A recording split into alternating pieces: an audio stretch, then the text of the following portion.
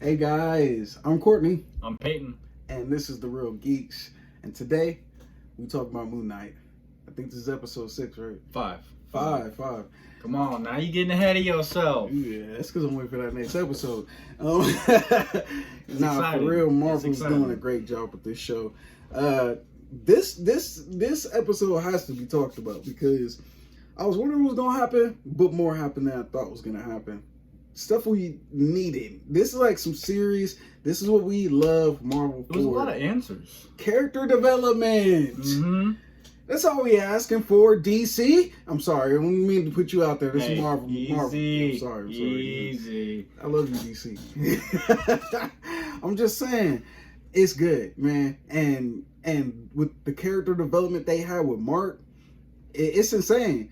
I know that some people may not have expected,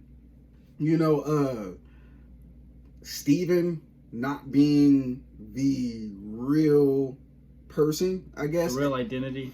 Some people didn't expect that. I know I did, and I know there are other people who did, but for the most part, that was a nice surprise. I like how they built it up through the show. It wasn't something that was just shown right from the beginning. And not only that, but the moments where you figure out that Steven is the personality and not the real person are huge moments because it shows you the trauma he was going through and how he was created. And I think that was very much needed. And even with, because I was wondering how, like, okay, well, how I get Steven not understanding or not knowing some things may be blocked from memory, but how did he still continue his life, not having the same memories as Mark? Or, for instance, mom's dead, but he thinks mom's alive and he's having this amazing life with this mom he thinks he has, And I was wondering how that happened, and it was cool because it answered those questions. Those things never happened. It was all in his head. So, I mean, to me, this episode was fucking phenomenal. I loved it. Absolutely. I watched it by myself the first time, and then we have just watched it. I watched it again. He watched it the first time with me. And at first, just by myself, I was kind of like, I don't know really where this is going. Watching it the second time, I put all the pieces together, with, finding out, Steven is the personality and not the person. Right.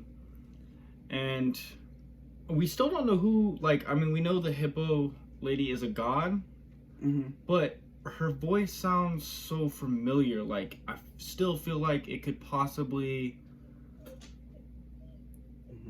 I don't know, be someone we know. Maybe not. I could be wrong about that. But that was an idea I had when I was watching it the first time. But as they're going through all of Mark's memories, you start to understand the fact that Steven still thinks his mom is alive and she's dead. He's more so having struggle with it. Right. And because the dude is like playing mind games with him. Yeah. A lot of mind games. A lot.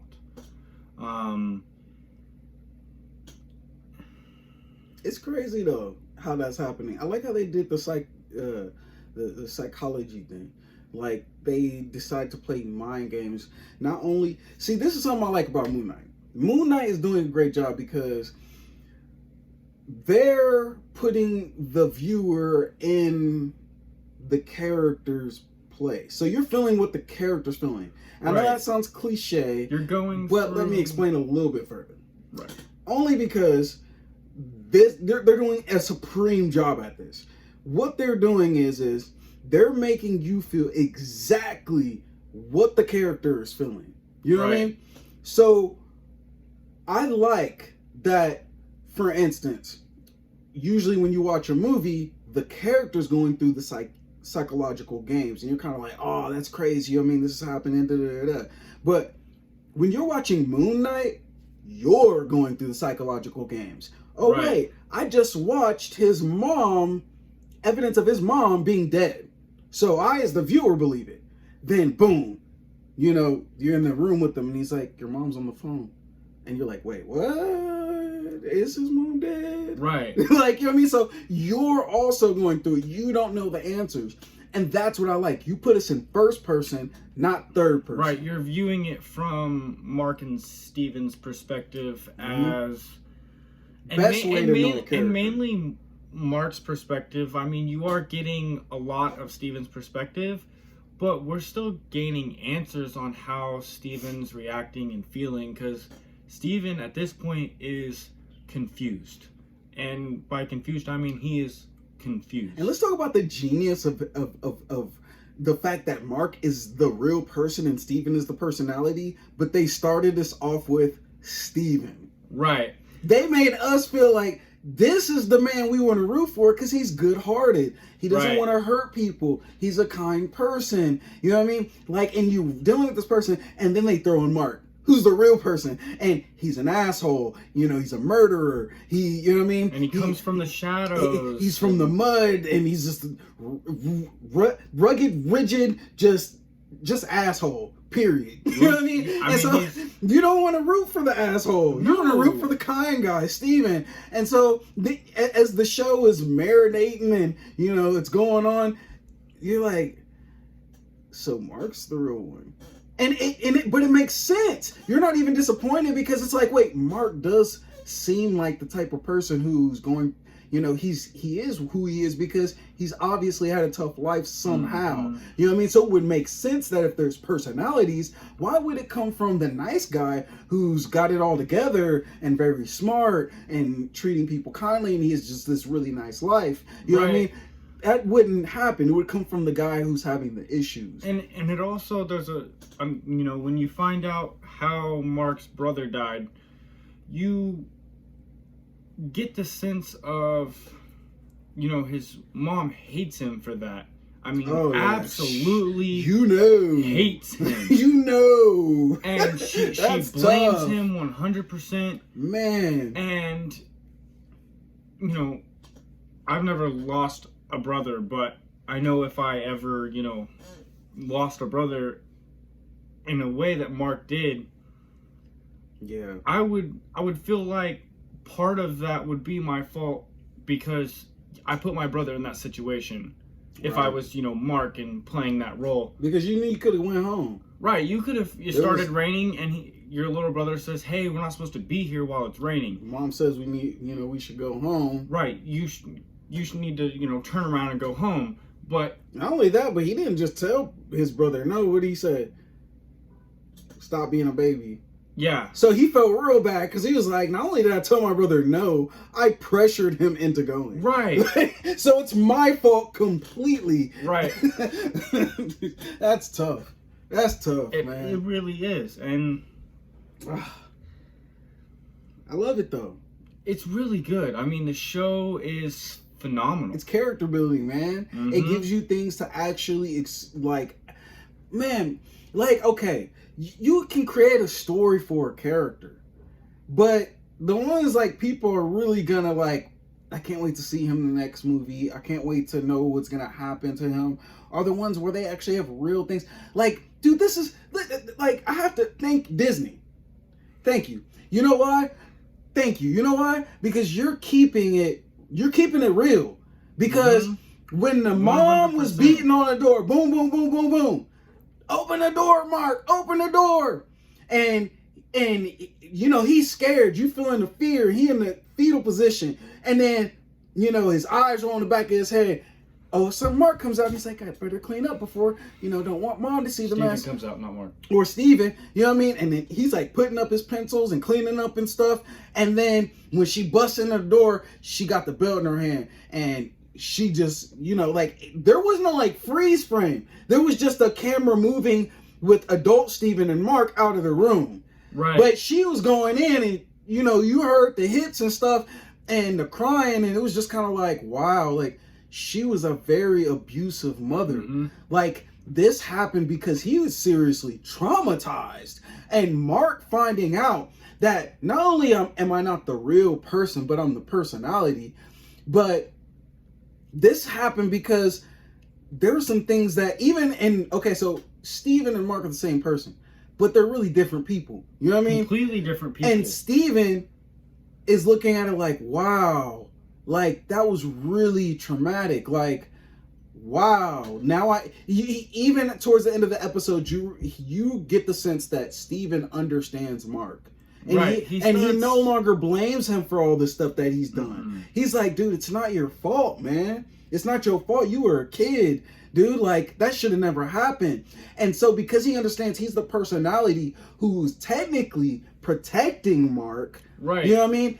He even sacrifices himself at the end of the episode, realizing that, wait, it wasn't, because Mark was getting beat up. And Steven understood, wait, it wasn't Mark who's protecting me. It was me who was protecting Mark. Right. And so he sacrifices himself. You know what I mean? For Mark. It's beautiful. It is so amazing.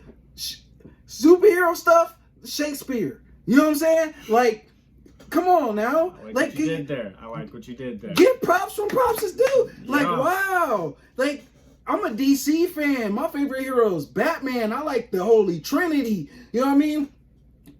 Marvel. This is a great job. This shows your fans, like, you thought the Thanos saga was our greatest attempt at this? Bro, this was just our startup. Yeah. Just wait till what we got for you. That's what you're telling us with this, man. I'm not trying to hype up Moon Knight because I didn't know Moon Knight. Again, I'm a huge DC fanboy and stuff, but this show is good, dude. Mm-hmm. Like, this takes superheroes to a different level. It says, look, okay, yeah, we make superhero movies, but these are movies that are packed. And it's a TV show. Right. I mean, you're doing this with a TV show. Now you up the bar for TV shows. Right. And now you can take everything that you can pack into 6 episodes. You can pack that into a 2-hour, 3-hour movie. And you even more at that point because you don't have all of the,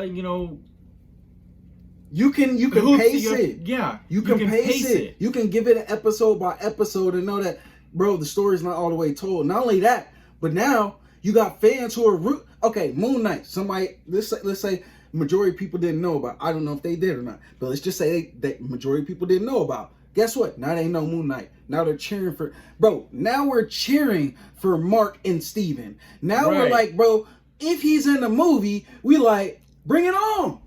Bring it on. That's my guy. Take my wallet. Here. Take it. Come on. Stop it. Come on, Marvel. It's so good. It's so good. It's so good. Point is in this episode of episode 5, before you were meeting, I feel like in the TV show, I feel like before you were meeting Moon Knight and Khonshu. Mm-hmm. In this episode, you're knowing Mark and Steven. Yeah, you're really starting to learn the background and how each character, Mark and Steven, kind of came about and became how they are. And that tells a lot about a character, and that's a lot of character development, and a lot of it was packed into one episode. And they did it fluently. Mm-hmm. It wasn't choppy. It made sense.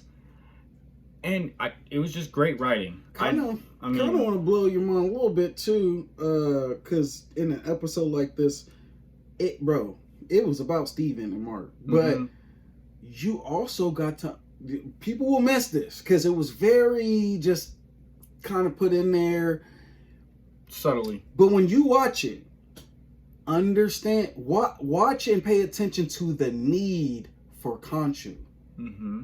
Because when they're seeing the souls coming down, she's like, they're being condemned way too early.